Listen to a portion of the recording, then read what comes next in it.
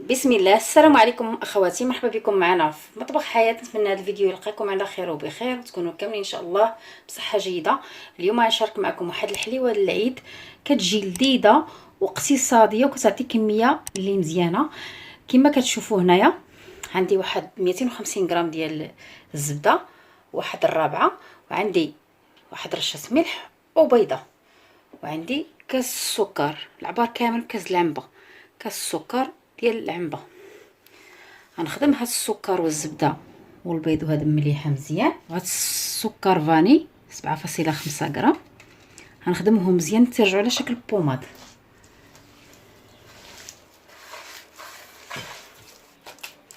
هانتوما كتشوفوا كيفاش كترجع. عندي هنايا كاس الزيت نباتيه، كاس العنبه. ضروري كتخدموا هاد المكونات مزيان، السكر والزبده والبيض والزيت، هانتوما باش كيتجانس مزيان وكتجي الحليوه ديالنا زوينه، كتجي هشيشه وكتجي رائعه. بالنسبه لهنا كما كتشوفوا عندي كاس ديال الجنجلان اللي مهرمشي شويه، خليت فيه هانتوما. غنقرب لكم، هانتوما هرمشتوه شويه، راه خليت فيه اللي صحيح.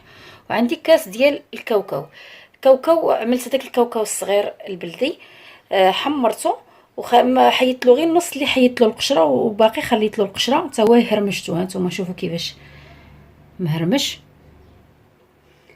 باش كيجي مزيون في الحلوه وكيجي لذيذ. هاد الحلوه راه كتجي رائعه وكتجي زوينه. كاس ديال العنبه. صافي كنخلط.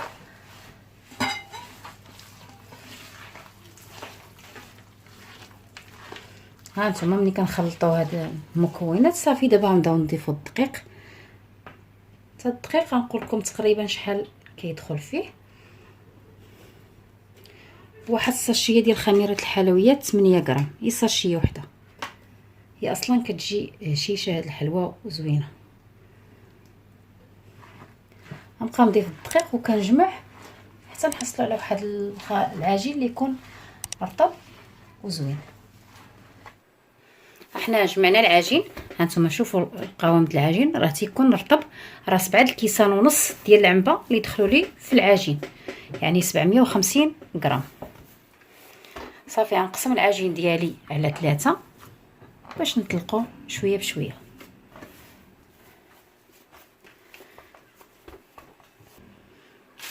كتعملوا بلاستيك ولا ورق الطبخ باش كتطلقوا عليه. صافي غنطلقها. هذه ما كتكونش رقيقه بزاف، كيكون السمك ديالها تقريبا واحد نص سنتيم ولا.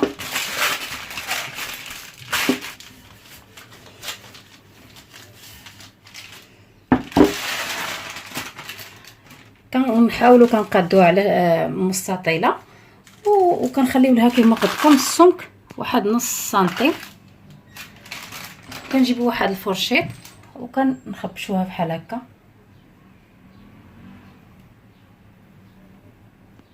هانتوما بحال هكذا كنعملوا لها.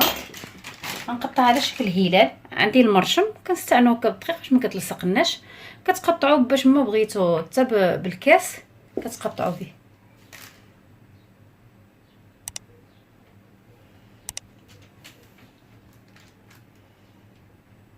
كنبقاو ماشيين هكذا.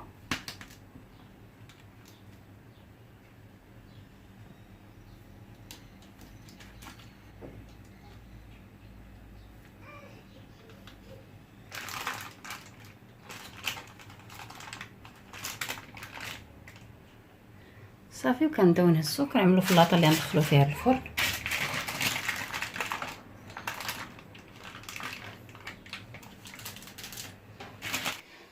بعد ما كنقطعوا الحليوه ديالنا دابا ندخلوها نطيبوها. كنطيبوها بالشكل العادي، كتحمر كطيب من تحت وكنرجعوها كتذهب من الفوق. صافي. بالنسبه كنطلقوا كنبقاو نقطعوا داكشي اللي كيبقى لنا، حنا كنجمعوه وكنوليو نطلقوه باش كنوليو عاوتاني نشكلوا الحليوه ديالنا. صافي هذا هو الشكل. من بعد ما خرجنا الحلوه ديالنا من الفرن غنزينها بسكر كلاصي. بغيتو تخليوها هكذا كتخليوها هكذا. غنزينها بسكر كلاصي بهذه الطريقه، ما كتديناش بزاف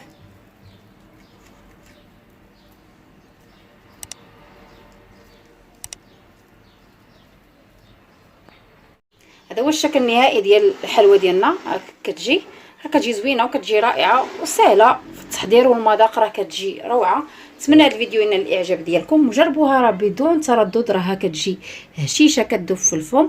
ها نتوما، والمذاق راه رائع ديال الجنجلان والكاوكاو. الى عجبكم الفيديو ما تنساوش تشجعونا باللايكات ديالكم، والى فيديو قادم ان شاء الله.